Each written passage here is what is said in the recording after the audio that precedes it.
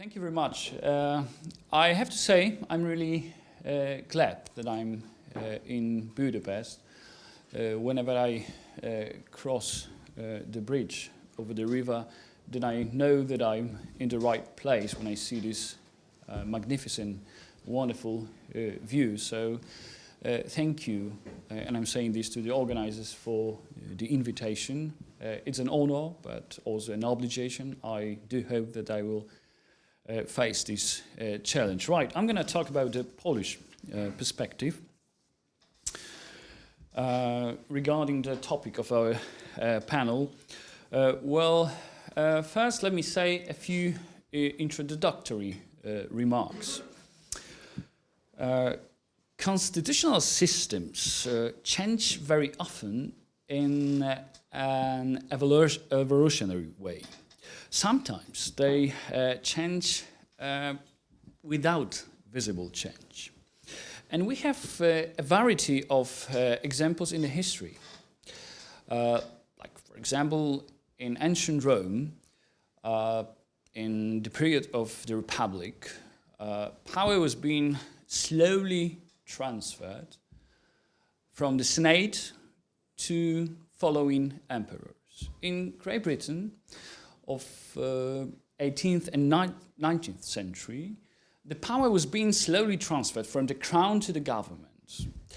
And this is exactly the case of the European Union, of the constitutional system. I always hesitate before using these words, but let's assume that this is the constitutional system of the European Union. Well, as we know, the European Union, contrary to other international organizations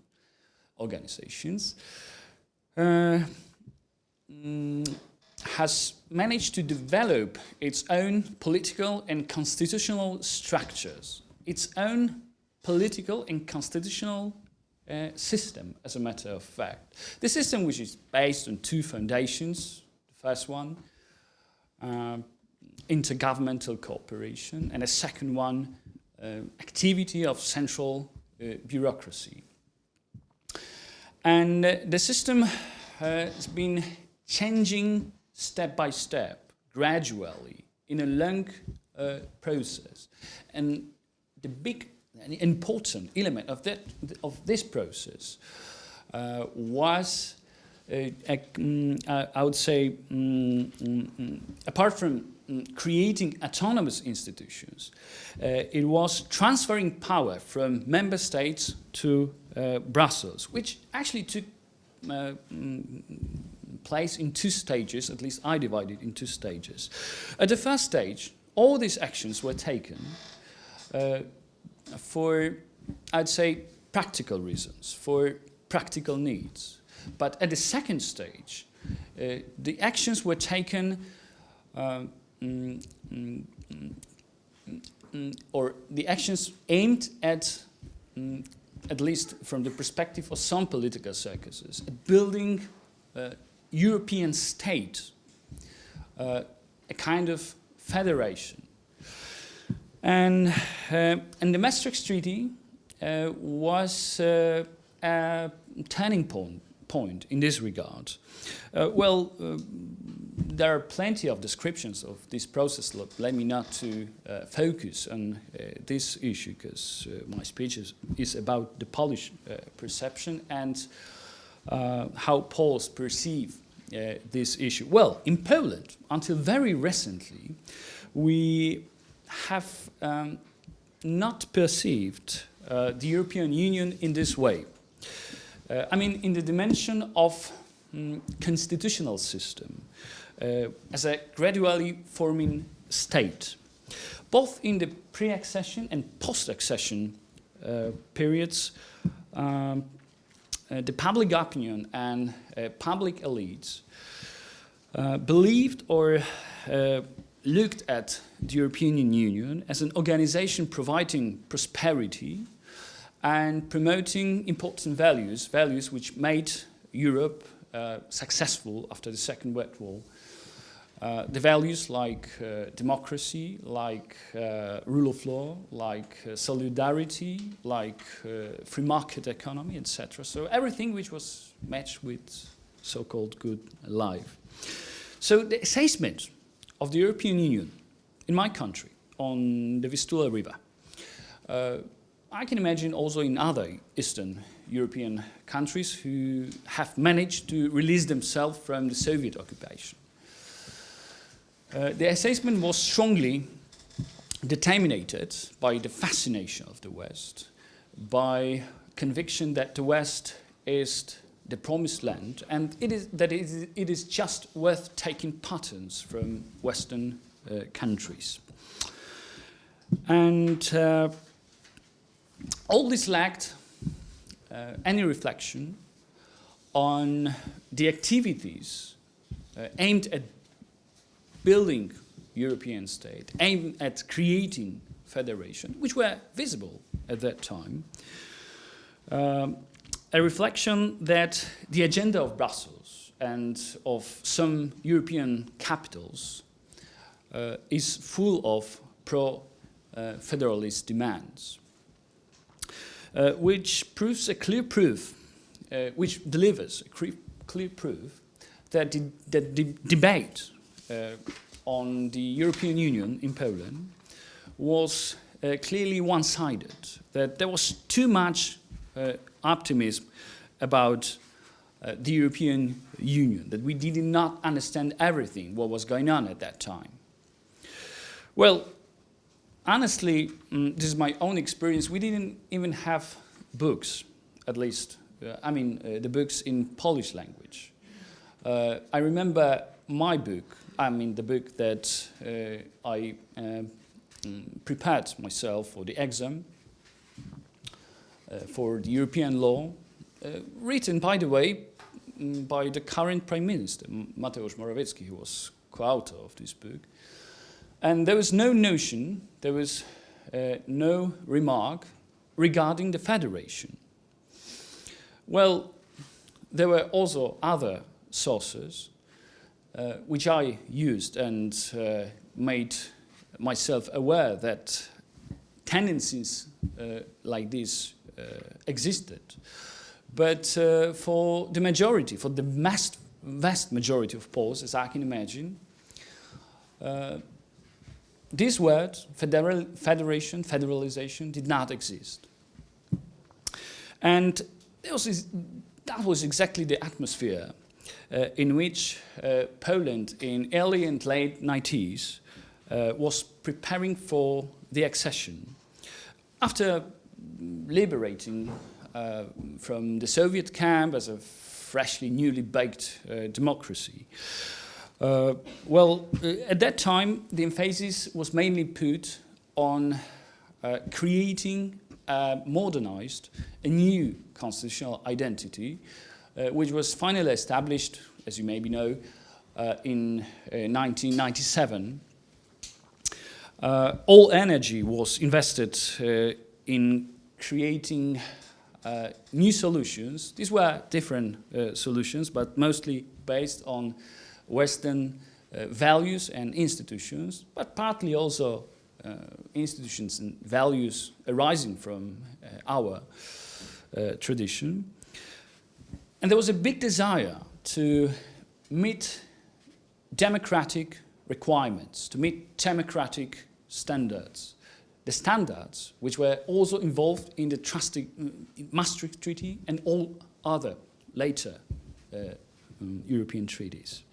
A similar atmosphere prevailed in the post-accession period.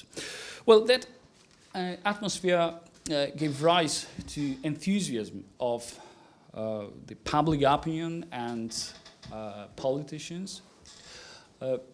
Just a few opposition parties were telling stories about the threats from the West, about the pro-federalistic agenda.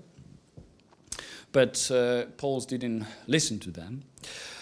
And it also gave rise, the atmosphere also gave rise to the first judgments of the Polish Constitutional Court.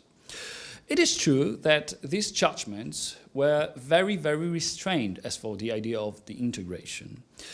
I mean, they were intended to protect national constitution by saying that there is a limitation of transfer of powers from Poland to the center, to Brussels. However, it's hard to say, it's hard to believe that this strong position of the tribunal was a result of a deep reflection, if I may put it in this way, that someone put his, this is an Indian principle, that someone put the judges put their ear to the ground and tried to listen to the beat of the horses from the distance. In other words, that they truly noticed that there is that the idea of integration, as a matter of fact, at least for some mainstream politicians, means something more than strengthening tides, strengthening bonds between national states. And, well, the reason why the tribunal acted like that was that he made use, as maybe assumed instinctively, the German patterns, the patterns which were produced by the German court. Well, we have a variety of examples in the past when our tribunal referred to the judgments of the German court. Well, the German court is known, is famous for its reservation about the idea of federation, as Professor Grasser mentioned. So I believe that our tribunal went exactly the same direction, took the same road in this area.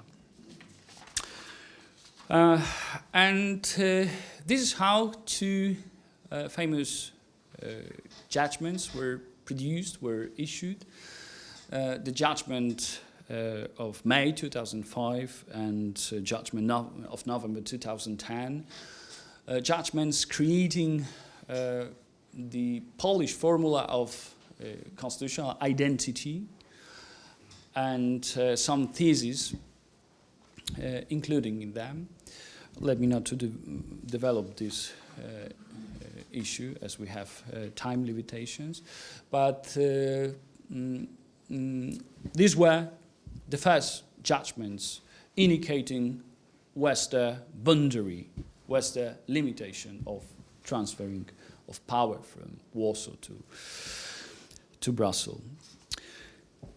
The awareness of the society, but also of at least some political circuses, the awareness regarding the federalistic agenda of the European establishment began to appear in 2015, maybe a little bit earlier, but that was an important time. And this was influenced mostly by statements of the prominent politicians, Western politicians, who started to say openly that we need a federation, that the idea of federation is something worth realizing. But another factor here was the big dispute that you all know between the Republic of Poland and Brussels, the European Union, especially European institutions like European Commission and the Court of Justice of the European Union. The dispute over the rule of law principle, because actually this dispute revealed that officials or politicians in Brussels and judges in Luxembourg, they are eager to question the right of Polish authorities to establish the inside legislation in a free way. What is more, the dispute revealed, these guys will to demonstrate conviction about the supremacy of EU law over the Polish law.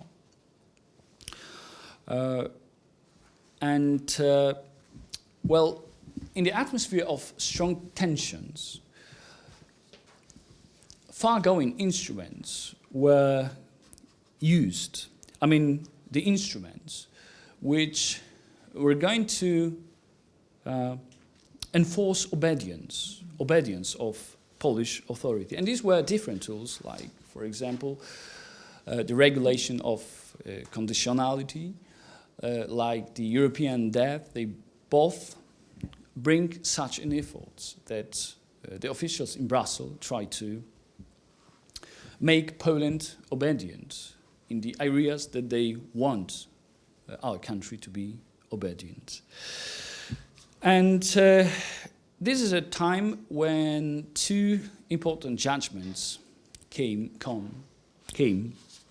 The first judgment, given on 14 July 2025, referring to the issue of so-called interim measures, the tribunal said that interim measures, like suspending the discipline chamber, the chamber of the Supreme Court of the Republic of Poland, cannot interfere with the sphere of Polish constitutional system. That, in other words, there are limitations concerning these measures. And the second judgment, the judgment on November 2021, in which the Constitutional Tribunal said that the Treaty of Lisbon cannot be interpreted in a way which is not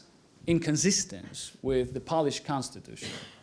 That, like in the later case, there is limitation in this regard. Thank you very much for your attention.